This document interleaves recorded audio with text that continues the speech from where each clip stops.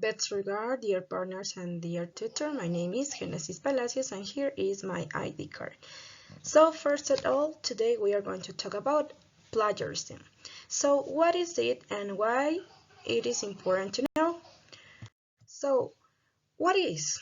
Plagiarism is the act of using someone else's work or ideas without giving them credit. It can be intentional or unintentional, but it is always wrong. So here we have a plagiarism image. Why it is important to know about plagiarism. First of all, plagiarism is a form of academic dishonesty and it can have serious consequences. For students who are caught plagiarism may be supposed or expelled, and they may also have difficulty getting into college or getting a job. So here we have types of plagiarism. First of all, there are many different types of plagiarism, but some of the most common include, first of all, is the direct plagiarism. Also, this is the most obvious type of plagiarism, and it occurs when you copy someone else's work, word for word, without giving them credit. Yeah, this is the direct plagiarism. Then we have another type of plagiarism, and that is the paraphrase plagiarism. This type of plagiarism occurs when you take someone else's ideas and put them into your own words, but you don't give them credit. That is the paraphrase plagiarism in this case. So then we have another kind of plagiarism, and that is the mosaic plagiarism.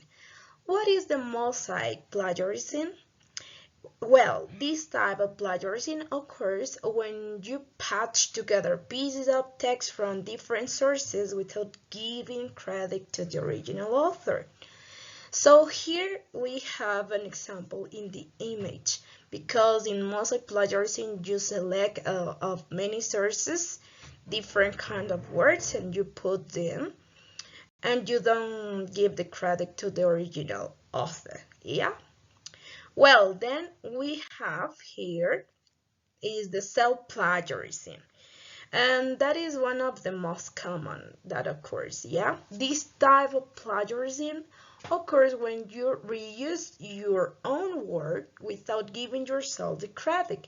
Yeah, it's, for example, when you have a word and maybe you make the same into another word. Yeah, so for that reason, self-plagiarism, this kind of plagiarism occurs when you reuse your own work. Okay, so then we have here examples of plagiarism. We have here an example of direct plagiarism. It's the original text. For example, the United States of America is a constitutional republic, representative democratic. And the Federal Republic in North America, it consists of 50 states, a federal district, 5 territories, and 326 Indian reservations, right? The federal government is composed of 3 branches: legislative, executive, and judicial, right? And then we have here the same text, but when it's plagiarized, right?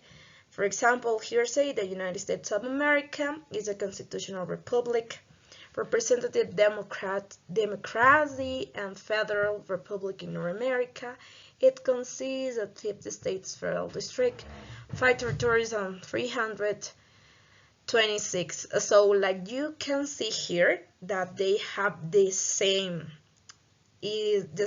words, and also for that reason this is called direct plagiarism, because you copy and paste the same words in your work without giving the credit to the other author, right?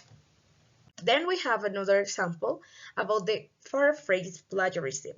Yeah, here we have the original text, but here you are going to change it. In this kind of plagiarism, you change the words that you have. Yeah, at the beginning you change some words, but you can see that is almost the same here. Yeah, for example, you put the United States in a country, North America, it's made up of 50 states. So here you are paraphrasing, but you are not giving the credit to the author. Yeah, for that reason it's necessary to avoid plagiarism, give the APA styles. Okay, so then we have another example about mosaic plagiarism. We have here the original text and the plagiarized text. Yeah, plagiarized text.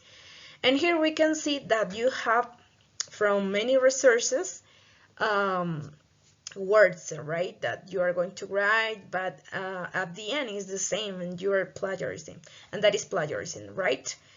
Then we have another example about the self-plagiarism, and we can see here that is the same word, the same words too, and anything changed here. For that reason, it's important. Maybe it is your word, but you need to give the explanation and give the credit about your own word, right? Because in that way you are going to avoid the plagiarism.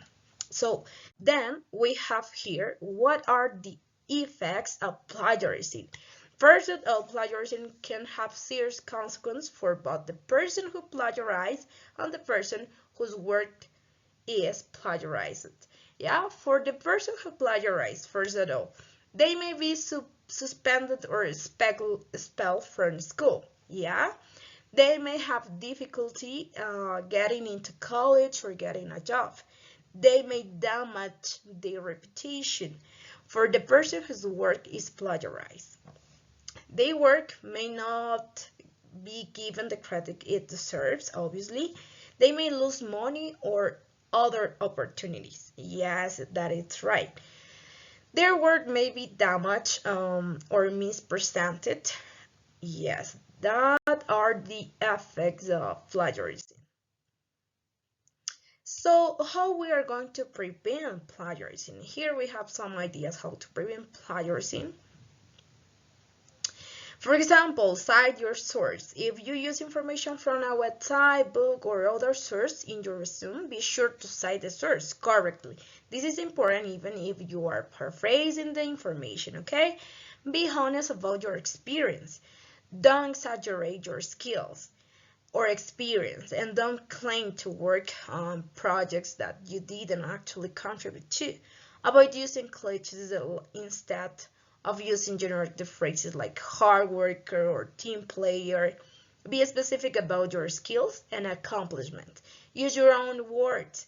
Don't copy and paste text from other resumes or job postings. In this case, you need to use your own words, your own thinking. You have to avoid plagiarism and how to prevent. Yeah, these are some ideas how to prevent plagiarism. The end, so here we have a little reflection what I think about the plagiarism.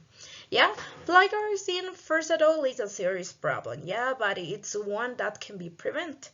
By educating people about plagiarism, making it easier to cite sources and using plagiarism checkers, we can help to reduce the incidence of plagiarism. In addition, we can create a culture of academic integrity where students and professionals are encouraged to do their own work and to give credit to others where credit is due. So thank you for this.